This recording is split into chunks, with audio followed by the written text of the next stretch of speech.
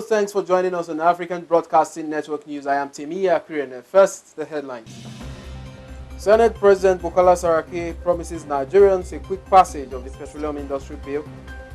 On the foreign scene, knife attack in Japan leaves at least 19 people dead.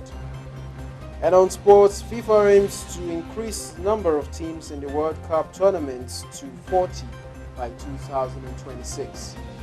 Now the news in detail.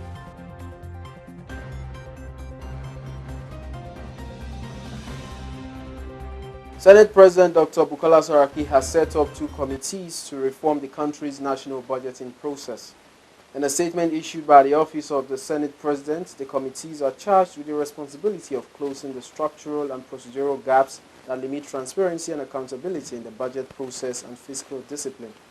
The committees are also to design a legislative framework that provides for effective oversight of off-budget accounts that typically lack oversight and transparency, and also design efficient timelines for the entire budget process. Senate President Bukola Saraki stated that the 8th National Assembly is determined to implement budget reforms that would help open the budget process to greater scrutiny and openness.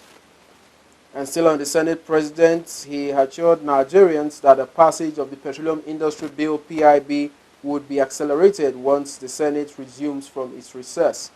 Now, Dr. Saraki was speaking while on a condolence visit to the Kwara State Governor, Abdul Fattah Ahmed, over the death of his mother-in-law, disclosed that he has been making progress on the passage of the bill, especially on the need to bring stability to the Niger Delta region.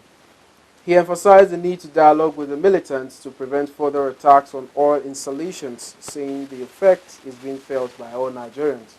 The Senate President, who also touched on other issues such as salaries of workers and teachers in local governments across the country to revamping the nation's economy, stated that teachers in the local governments should be accorded priority in payment of salaries, wondering how structures could be built without caring for the teachers who impart knowledge.